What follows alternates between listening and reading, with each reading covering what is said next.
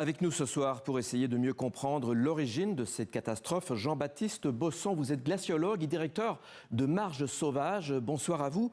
Monsieur Bosson, est-ce qu'on peut essayer d'expliquer en fait la mécanique de ce qui a pu se produire au Népal ? On a eu à peu près la même chose qui s'est passé en Suisse l'année dernière à Blatten, c'est-à-dire un effondrement sur un glacier. Donc un pan de montagne qui est déstabilisé et qui tombe sur le glacier. Et tout ça génère beaucoup d'énergie, du surpoids et de la chaleur sur le glacier, et le glacier s'est liquéfié.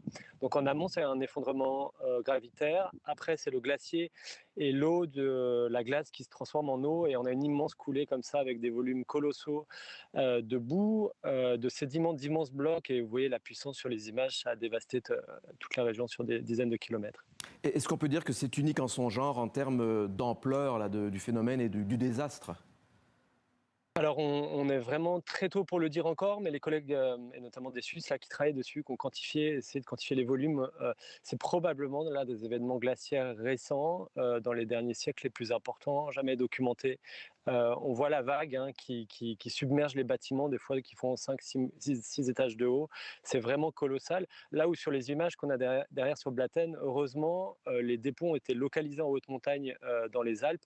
Là, c'est une vague qui a submergé vraiment sur très loin à l'aval. Des crues, en fait, il y en a souvent pendant la saison des pluies dans cette région. On imagine que celle-ci était encore davantage impossible à prévoir.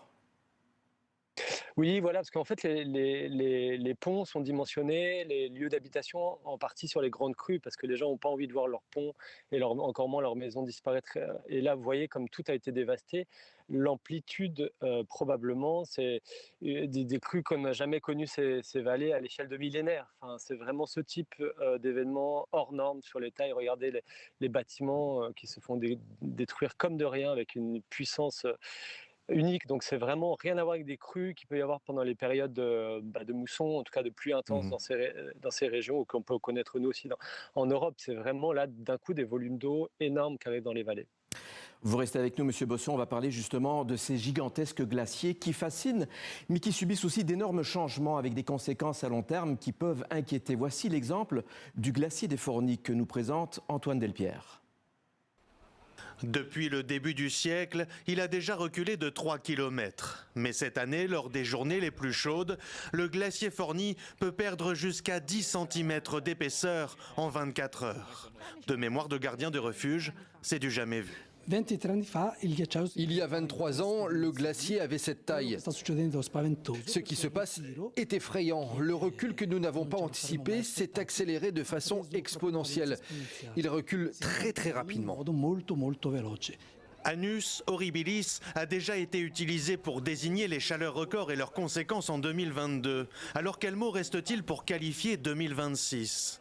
Dans la vallée, la fonte rapide du glacier sidère jusqu'aux scientifiques et aux écologistes qui tentent d'imaginer des alternatives. Les glaciers constituent la preuve la plus manifeste des changements rapides qui affectent non seulement la glace, mais aussi la roche, provoquant de fréquents éboulements. On doit modifier radicalement notre approche de l'alpinisme, car cette activité devient indéniablement plus dangereuse. Il faut tenir compte des signaux que la nature nous envoie. Ces éboulements récurrents sont notamment provoqués par la disparition du pergélisol ou permafrost. Cette glace qui agit comme un ciment, comme une colle dans les fissures de la roche. Mais avec la hausse des températures amplifiée par le réchauffement climatique, ce ciment fond, provoquant ainsi la chute de pierres, voire de pans entiers de montagnes.